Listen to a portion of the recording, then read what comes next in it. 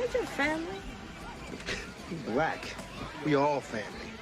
What's up, cousin? Welcome back to Black at the Movies. I'm your host, Ashanti, or your fairy squad mother if you nasty.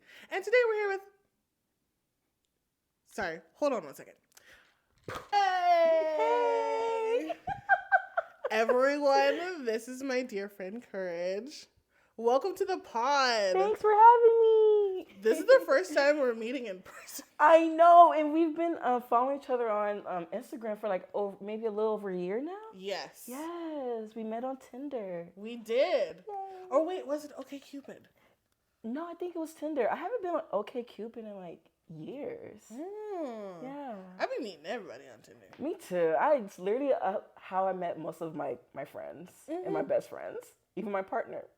Tinder is not just for trolling for bones. No, it's for meeting community. Right. You know, or for boning. Or for boning, if that's what you want. Or for looking. But today is so exciting because this episode is actually the beginning of my birthday month episodes. Oh, I didn't know. Happy birthday. Thanks. So in this month, the round of episodes are all going to be my favorite, like, kid-friendly movies. Nice. And we're going to get into a lot of good things. Yes. A lot of great actors that are going to be in these films. Yes. And today, we're going to talk about Akeelah and the Bee. Love that movie. Made me cry. Same. Literally made me cry. Like twice. Same. Yeah. I watched it earlier today. I'm just like, dang, why am I crying? And I'm like, is it my birth control? Is it because I'm getting older? Or is it just really touching? It is very emotional when you consider everything that's going on in the movie and in Akeelah's life. Mm-hmm. So if anyone has not seen this film, you're late, but I'll explain it to you anyways. Akeelah is about an 11-year-old black girl that lives in Crenshaw, and she has a very poignant interest in spelling. And with the help of her community and the leaders at her school, she goes to the top spelling bee in D.C. Yep. That's literally on national TV. Yes. How inspiring is that? I felt like I can do anything, you know, especially when her school, her friends, her family, her community all got involved with helping her. Oh, I felt like I could literally do anything with a village. To be honest, like, it was really inspiring. It is really inspiring. I think that's like one of the main messages of this film. I know, like, everyone tosses around it takes a village to raise a child, but it really does. It does. I 100% agree. Yes. Like, I always thought to myself, if I have a child, everyone is involved. My neighbors, the sperm donor and his family, everybody's included, because I'm like, it's not going to take just two people. No. It's not. It's going to be hard. Right. So, no. It's literally everyone in the community, and that's what I love so much. And I took so many notes. Yes. I just want to start off saying that this was a major nostalgia boost. Yes, I agree. Ooh. Yeah, it was a little fuzzy film. I'm like, oh yeah, you can tell this is made back in 2009. Like, it was really good. And I love everyone in it. Keke Palmer. Oh my gosh, she was so little. She was so little. Oh my god. Love her. Angela Bassett. Still looking good. Laurence Fishburne. Still looking good. We had some heavy hitters in this one. Yes. Even it was that black guy, the game banger. He was on My Name is Earl. If you recognize him. Yeah, I forgot his name though. But yeah, he was on that show, My Name is Earl. Interesting. So that's why he looked so familiar. That makes more sense now. Yeah, I really, really loved this film. When was the first time you think you watched this one? I watched it when it first came out. Yeah, I watched it when it first came out. I want to say I either saw it in the movie theaters or I watched it on BET. It was one of those. Gotcha. But I loved it then and I really love it now. Honestly, it's so good. Yeah. I can't remember when I first watched it, but I know for sure that I watched it with my mom. No, I watched it alone. That's how it goes. Because I will be gone. I will go to the movie theaters by myself. Look. Listen, I'll be in it. Look. I do not care. Okay. Concerts, movies, Oh restaurants. my God, everything by yourself. You gotta go places by yourself. It's You the gotta best go thing. places by yourself. The best relationship you'll ever have. Unless you're Akeelah in the scene where she takes the bus all the way to Woodland Hills. Then you Crenshaw. do not want to do that. Don't do that. Don't do that. It's not appropriate. It's not appropriate, and it really is a long bus ride. I had to take the bus in high school. When I missed my school bus, I actually did have to take the bus and trains all the way to Woodland Hills. Oh, God. Not fun. So I got it when Akeelah came home after dark. I was like, oh, yeah, bitch. Well, you about to get it. Yeah, you about to get it. That shit's about maybe 3 hours. Yeah. Way too long. Too long for an 11-year-old. Way too long. And I think Akeelah she's so smart just on her own in the beginning of the film before she gets any training or any coaching.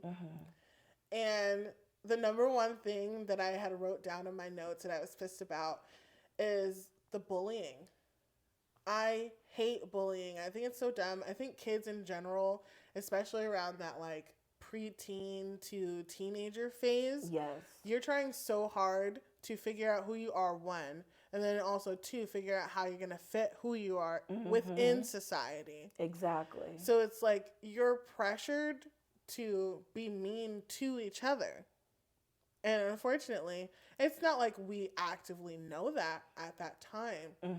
So I was really sad watching it because, you know, she's in LA and maybe not the most great place, but that's just the cards that she was dealt. No, literally. You know? I absolutely hated that scene too, where she was the little mini spelling bee challenge at the school, and those girls in the back watching her and booing her. Right, and as soon as she messed up, they were laughing at her, saying like, "Oh, she thought she was smart." I was like, "Oh, if I was a child there, I would have fucked them up." I'm like, "That would be the day. That would be the day we gonna fight. That would be the day we gonna fight." This is the reason I used to fight in school. Look, no, I wish. I was the kid that was getting bullied hard too, and I was just crying. Oh, no. Like, but now I'm like, as an adult, I'm like, fuck, like I should have like did what my dad told me to do and just fight. Just do it. Like sometimes, like I know violence is not the answer, but you know, it gets the job done. It gets the job done. It gets the job done. So I mean, so like I understood why Akeelah felt so pressured to kind of mute herself and dim her own light in those situations, because this is what you have to do to survive. Yeah, literally, if you don't want anybody fucking with you, you have to become small. You have to become invisible. You know, for so many years, I was the same way as well, like to the point where I even told myself I'm not even a good artist. Right. Like I literally just and just become mute all around. So it was definitely understandable. It is. And I think especially like within the Black community, especially at that age, like excelling academically, not the vibe. It's not. It shows that you're kind of uppity or you think you're better than. That's what they consider. And it's like, no, it's just like I actually am just, seems like I'm smarter in this. I can't even think right now. I'm sorry. I have brain fart. It's okay. It's okay. In this category. You know, one person could be really good at English, but they can really be bad at math or something. Me. Like, okay. But, like, it really depends. And that's what really sucks, too, is that in these schools, they're not really taught that to actually stick together. They're taught that everything is a competition. Right. So with that kind of mindset that these kids have, they're like, okay, I got to put this person down so I can be ahead to feel like I'm number one. If kids were taught the complete opposite, I bet you wouldn't be that much fucking bullying. Right. That's just a theory. But it really all comes down to the teaching at home and the parents. Absolutely, that too. And I think like the first half of the film I was upset with Akeelah's mom. It's like, I was upset with Akeelah's mom because it's just like, I just want you, just pay attention. Just pay attention to her. Provide an interest in the things that she's interested in. Absolutely. Talk to her about how you're feeling. Mm-hmm. But at the same time, in the Black community, we're not really taught to, like, talk about our stuff. You sweep it under the rug and you keep it pushing. Because that's just not something that we do. Exactly. And you can obviously tell that she was still grieving her husband. Oh, yeah. And with Akeelah being the way she is, she resembles her father 1,000%. Mm-hmm. So it makes sense for her to not really pay attention to Akeelah because she's not even really trying to pay attention to her grieving process. Right. So what is it with Black people and grieving, and you just don't want to be at the forefront? I remember when my grandma died and having a moment in her room where everything was mostly gone. And at this point, we're divvying things up. And I'm like crying, and I'm the only one who's crying. Mm. And then as years passed by, I felt a lot like Akeelah. Like, yeah. I am constantly like, where am I? What am I doing without this person in my life? And everyone else has just moved on. And it's so odd to me. I wish that more people would just talk about it, especially with kids. Absolutely. And I feel like sometimes when people be like, you have to keep moving on, you have to keep living, it's like they're not necessarily even living because they're neglecting the feeling that just happened. Right. You have to process to process that. Like recently, one of my mom's best friends, her grandmother just passed away. Mm-hmm. And her best friend is like, well, I'm going to keep living. I already had my 1 day of grieving. And I'm like, whoa, 1 day? If you and your grandma were this tight, you're going to have multiple days of grieving. She's like, well, I have to keep living. I'm like, no one says you're going to not live if you grieve. Right. But you can't just pretend it's not there. Right. Because I'm like, you're self-sabotaging yourself. Mm-hmm. A lot of people don't even realize that because Black and brown people, we were just taught to keep going. Mm-hmm. And they think not having emotions is part of that. Right. We weren't necessarily given the luxury to be able to unpack these things as it was happening. Yeah. So, like, I understood Akeelah's mom. I knew what was going on. She's got 4 kids. She's working as a nurse. She's spread thin. She can't even... One of her kids is, like, trying to get in the gang. Right. The other kid is... already has a baby. And then you got the third kid who's off being in the Air Force. Yes, I always forget about him. Yes, in the fucking Air Force. Well, I guess he kind of got his life together, but still, you gotta worry about him. Yeah. Then you gotta worry about him, the possibility that he's gonna go to war and stuff. Right. So she's got all these things going on. I understood why she could not spend that time and kind of get into her interests, but at the same time, I'm just like, please. Yeah, because it's like, it's not like she had to do much. Right. Like, it's not like, because you literally have like this 10 principle. Minutes.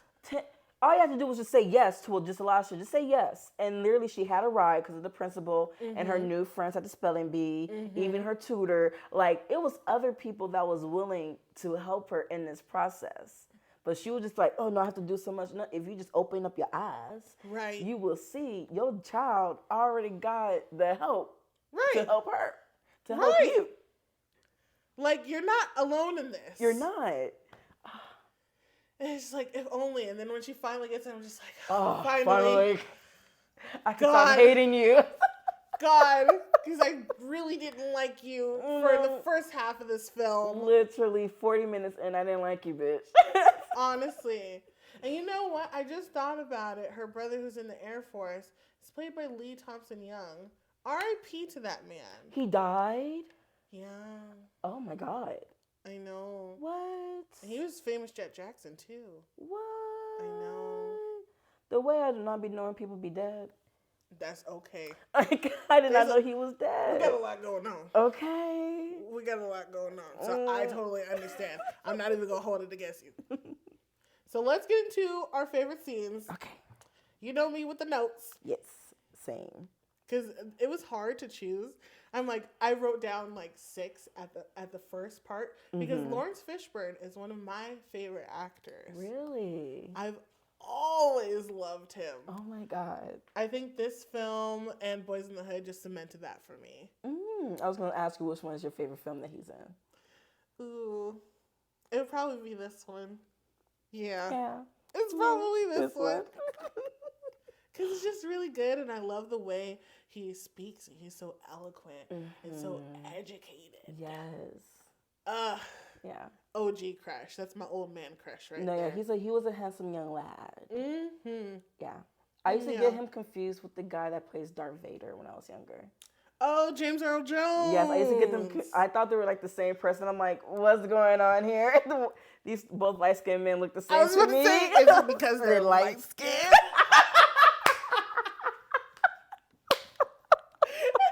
Yes, as a matter of fact, it is because they're light-skinned. We're so sorry to the light-skinned coalition. This is nothing against y'all. At all. I'm sorry. Y'all just all look alike. Not DSG is behind the camera. Shame, shame, I know your name. Good Lord. All right. I'll let you go first. Okay, my favorite part of the film was when she was at her first competition outside of school, and when she yelled at her sister. No, I'm sorry. Yes, when Akeelah yelled at her sister to leave because the baby was crying, and the sister saw the white lady cheat for her son, and she was like, she said, "Gee." She was not playing with. She was not fucking playing. I really love that part so much. It was so funny. And just the conversation between the mom and one of the judges. Yes. He's like, this is serious business. And she's like, you're damn right, this is serious business. You're going to give these kids ulcers. Do you know how long he worked for this? Yes. It's like, okay, it's giving you're living through your child. Pretty much all those parents there except for Akeelah. Mm-hmm. Yeah. Yeah. That's what it's giving. It's giving very much that. It was a really good scene. I loved it. For a while, it was like, we don't get to know too much about the sister. Yeah. But it was nice to see her there and like really fight for Akeelah in that moment. Absolutely. She was giving Mama Bear very much. Oh, yeah. She was giving hard Mama Bear. Mm-hmm. I love it. Yeah. I'm glad she went. Me too. Because it would have been sad if Akeelah had to go by herself. Exactly. No. Yeah, I'm really happy she was there. That's a really good scene.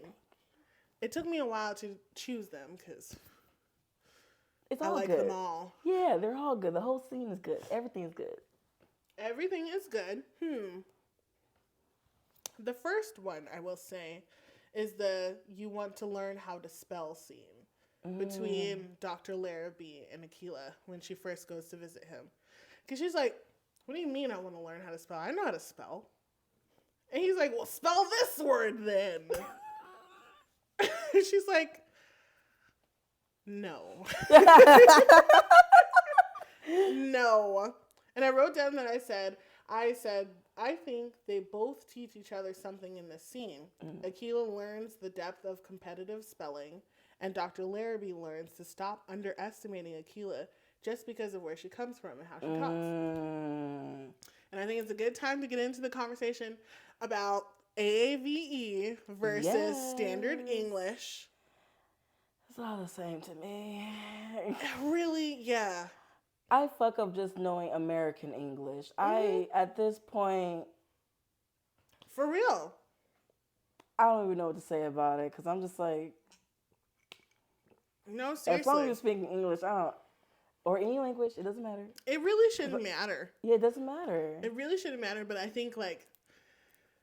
I'm about to make somebody mad, but the black elite, if you will, I think they are too focused on fitting the mold of the white elite. Yes. That in that span of time, they lose their connection with the rest of the black community that are not in the same spaces that they are in. And then they look down on the people who speak AAVE. Because, like, I grew up in the suburbs, And so code switching is normal. Yeah. For me, you know? And especially because, like, my dad lived in, like, Riverside. So it was like, I'm in the hood on the weekends. Right. And I'm in the suburbs during the week. So code switching is easy for me. Right. But at the same time, then you get into more Black communities, and they're just like, you talk like a white girl. Yeah. You're an Oreo. Oh, yeah. Yeah. Been called that before. Oh, yeah. Yeah, it's so fun. Especially when you listen to stuff like Paramore. Exactly. And the Jonas Brothers. You listen to white people music. You listen to white people music. Oh, my God. I can't. So it's like pushback from both sides. Yeah. And I think it's time to bury the hatchet. Get over it. Yeah, get over it. Get over fuck it. Up. You know, Black people are not a monolith. They're not. And Everybody talks different. Look, and everyone likes fucking Paramore. We all know Paramore's for the niggas. Come on. Let's end that discussion. That's our music. Right. So Miss Bailey grew up in the church. Okay. She with us. Hello. She's literally with us. She said in numerous of times different interviews, she is down with us. If there's a race war, we're saving her. Right. Just saying. Just her. Just her. Maybe a couple others, but mostly her. Yeah, I can't think of Nick Jonas because I really like him. Yeah. Yeah. Save the pretty one. Save the pretty one. Save him, please. He's married to a person of color, so he can stay. Oh, take her too. Take her too. Oh, and the baby. And the baby. They can stay. They can stay. Yeah, I think that brought up a really good train of conversation, both in my mind, just thinking about it, I was like, because he's very uppity. Uppity. I was about to say uppity. He's very uppity, as they say. And so I was upset, but at the same time, I see them clashing in that moment, but then also learning that there's duality between both of them. Yes. And Akeelah, even after he corrects her speech, she still code switches with her friends, which I'm just like, oh, thank goodness. Yes. Or even like with you mentioning that scene, it reminds me of a later scene where she was like, I didn't mean to, what was it, dodge you or something? Diss you. Diss you. I didn't mean diss you. He was like, speak English. And she looked that word up real quick. In the dictionary. She said, dissing, and gave him the whole definition. I was like, that's right, Akeelah. Let him know that is proper English. Right. I literally wrote down. I literally wrote that part down. And I was just like, they add new words in the dictionary every year. And I literally put, period. The fuck? It's true. Like, the dictionary is always updated with all the slangs that we come up with as human beings. It's in the dictionary. So when people be like, oh, Abby is not like proper English, it actually is. It is. If you're not with it, you're not with it. That's fine. But don't tell me that I'm not speaking correctly when I am. Right. It's the same way that linguists like to downplay patois and the dialects that Gullah Geechee people speak in. It's the same way. Like, everyone just stop. Yeah, everyone's trying to be these uppity-ass white people, and it's like, no. Right. Uppity white people don't even try to be like them. Right. They try to be like us. Hello? So I thought that scene was very compelling. Yes. What's your next favorite scene? My next scene is when she was at his house again, and he had made her read that quote. Oh. That made me cry a little bit. Yeah? So I'm going to say the quote. It's, please. Our deepest fear is not that we are inadequate. Our deepest fear is that we are powerful beyond measure. We ask ourselves, who am I to be brilliant, gorgeous, talented, fabulous? Actually, who are you not to be? We were born to make manifest the glory of God that is within us. And as we let our own light shine, we unconsciously give other people permission to do the same. Yo. And he asked her, what do you think that means? And she's like, for me not to be afraid of myself. I was like, oh. That is like a daily reminder of to not be afraid of the power that you store in within yourself. Right. Because a lot of us, we do have the trauma of bullying. We do have the trauma of making us smaller.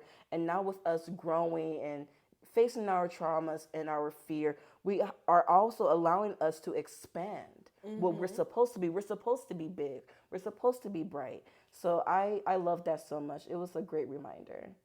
Period. Yeah. It was such a nice quote. And I think, like, as I've gone on my mental health journey, I think the number one thing that I've recently been able to do is, like, say that I love myself. Yes. And be able to harness your power that's within.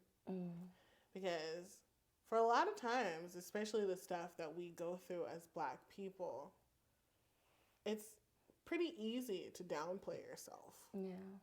It's pretty easy to minimize yourself, to fit in spaces, to not take up as much space as possible.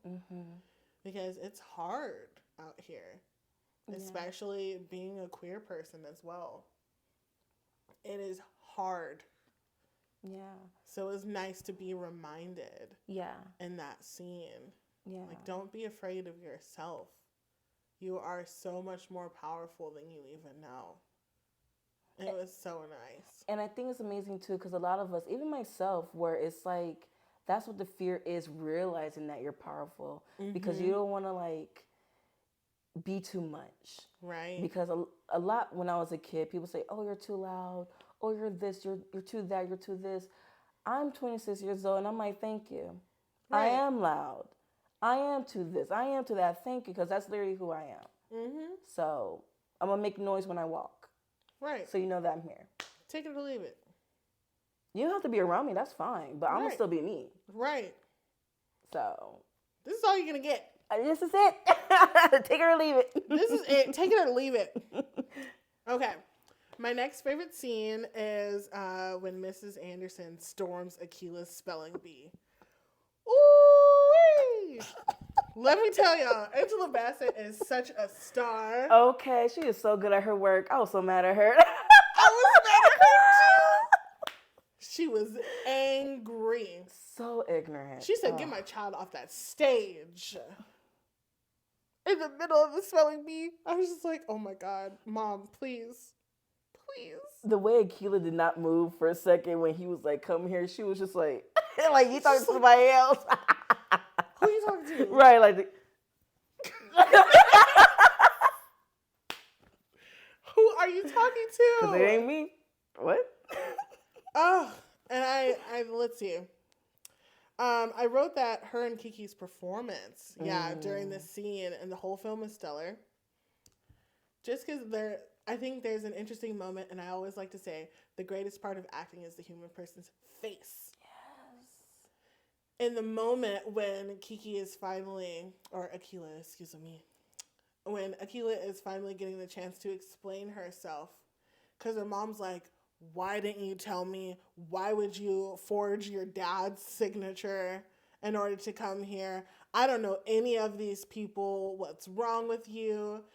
And Akeelah's like, I've been trying to tell you. Every single time I tried to tell you, you didn't want to hear it. And you can see, like, her mom's face shift in that moment. Yes. And, like, it was almost like a twinge of guilt flashed across her eyes for the moment. And suddenly she became a little bit more empathetic to her daughter's position.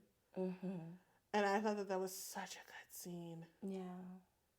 And especially, like, when Dr. Larrabee stepped in to talk, he's like, listen, white man. She doesn't want to hear from you right now. And he stepped in to talk. Yes. And it was good because Mrs. Anderson was just like, all right, you think she's actually going to win? He's like, I fully believe so. And she's like, well, fuck. I guess we're in it. Yeah, like, there's no choice. Like, your kid literally has a great talent here. Like, let her shine. Let her shine. Like, she already have her ground. Like, just let her build from here. Yeah, I love that part, too. That was really good. It was really good. Yeah. And shout outs to Akeelah's little friend Javier for stalling. He was over here, like, say the sentence. He said, say it in a different language. He's like, can you sing a song? Like, and she said, what? Can you sing the word in a song? I love it. It's so cute. Like, it's on my list of my favorite part, but when they're on the plane and Keke kissed him on the cheek. I was like, oh, that's so innocent. That is so cute. They're so cute. Ah. Oh, children. Oh, they're just adorable. They are adorable. Oh. I can't. Yeah. But yeah, I really, really love that scene. What's your last favorite scene? Okay, my last favorite scene. Well, it's crazy because you just mentioned that Javier slowed down the competition. That was on my list too. I wrote 4. Okay, good. Okay, but my last one is when she was studying for the big competition in DC, and you see her friends, her family, the community, all coming together to help her study. I thought that was such a beautiful scene, and like we mentioned earlier, it really does take a village. Yes. I'm all about village work. You know, in our society, especially, I feel like it's really heavy now, where people have this mindset of like, if I'm gonna make it, it has to be on me. It's like, no.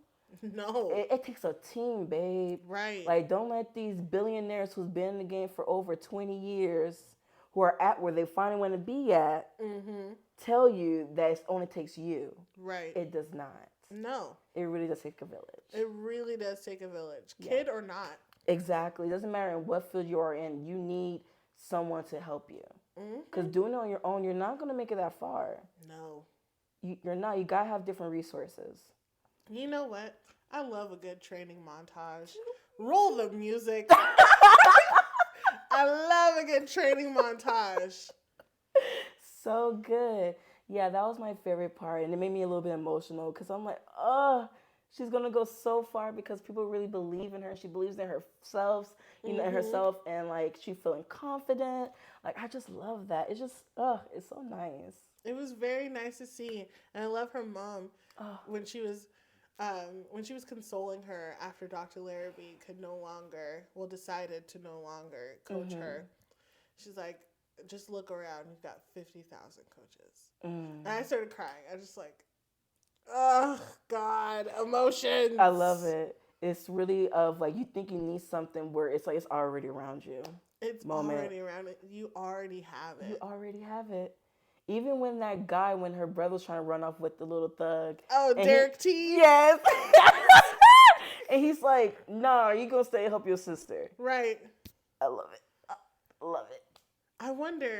I wish we got that scene, or at least like a side scene, or like a deleted scene maybe, where he actually does get to show her the poem that he wrote in 5th grade.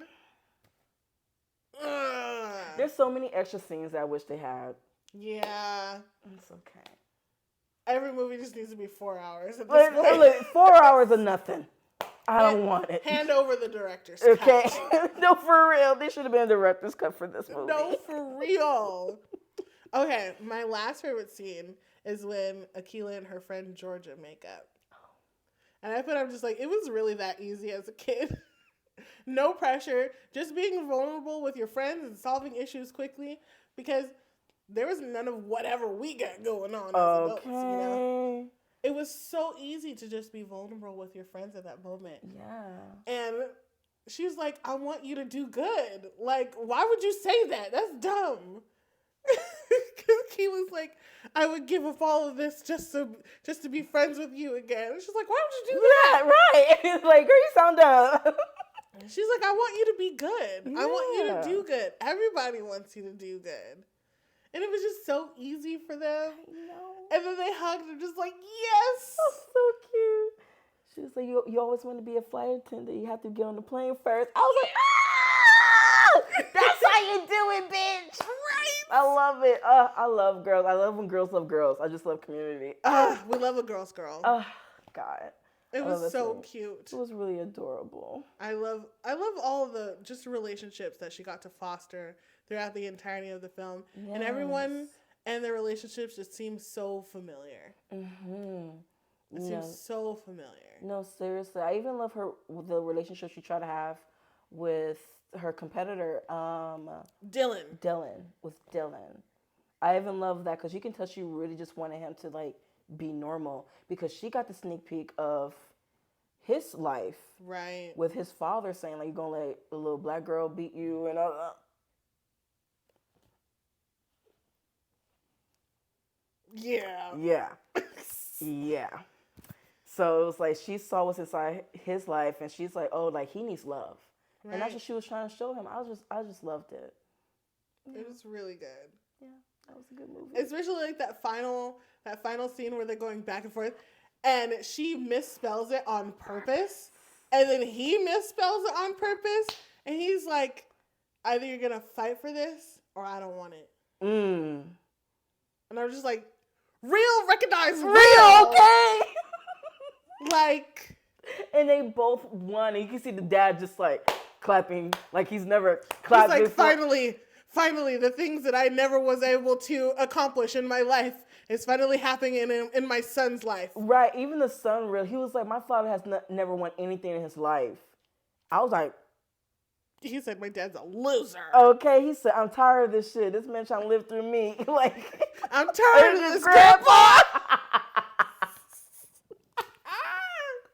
Yes. Oh my God. Yeah, no, I loved him. I thought it was really adorable. I'm glad he got it together at the end, because in the beginning I was like, oh, he's tough little cookie. Just go, soak him in some milk. Is that meme of the fighting with the kid? Oh, yeah. Why I oughta.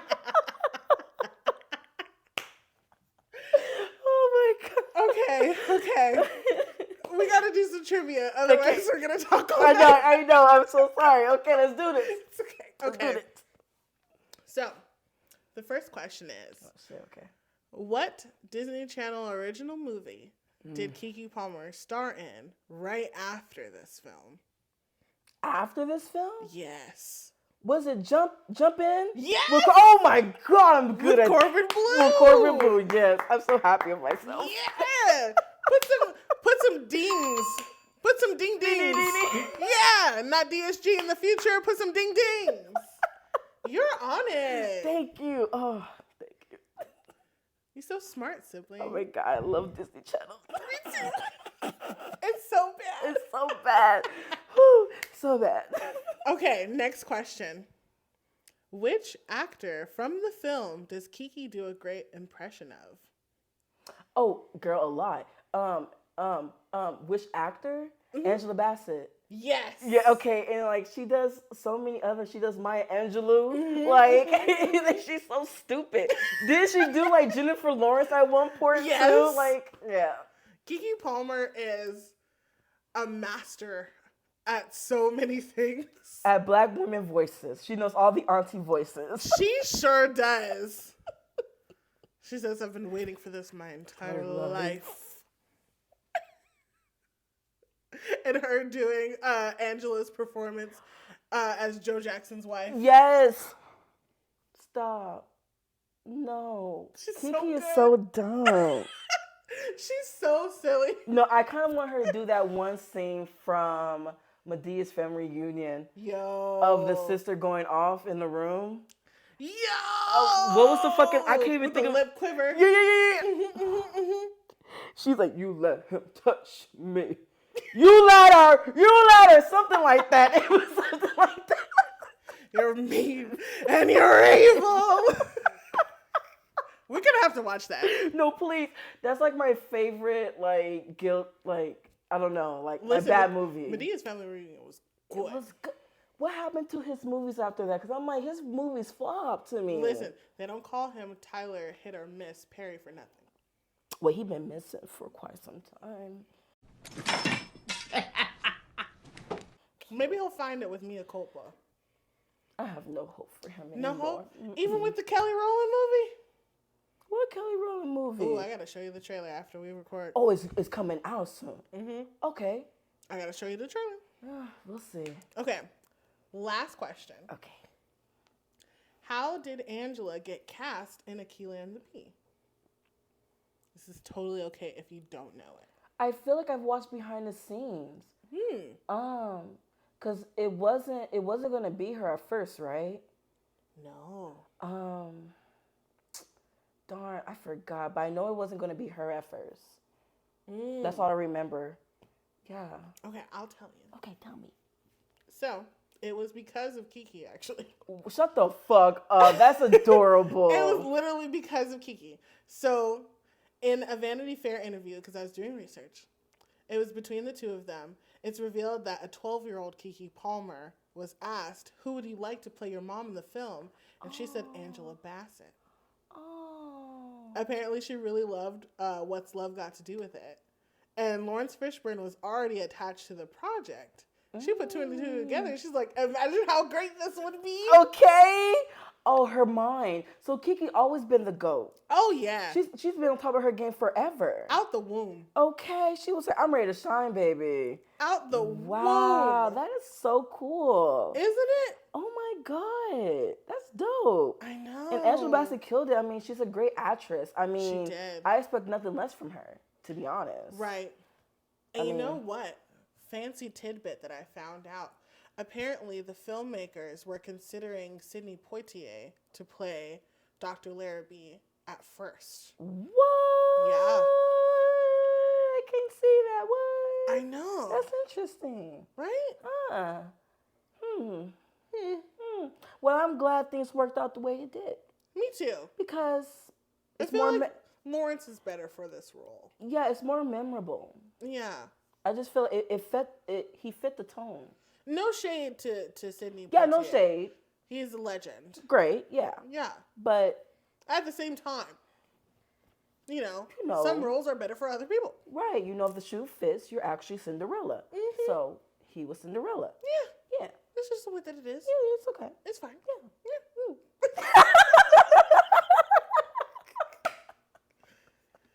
Oh my God. It's been so fun talking God. to you about this film. I'm so glad you got to come and see my humble abode. Yeah, it's so beautiful. And talk about one of my all-time favorite movies. I'm probably going to go watch it again tomorrow.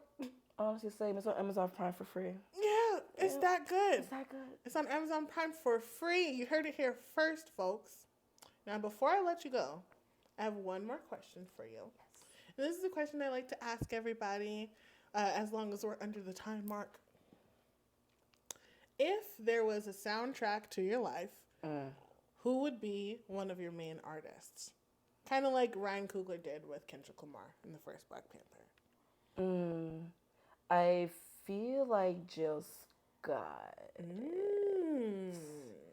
Jill Scott will be one of the artists for sure. Because she has such a passion.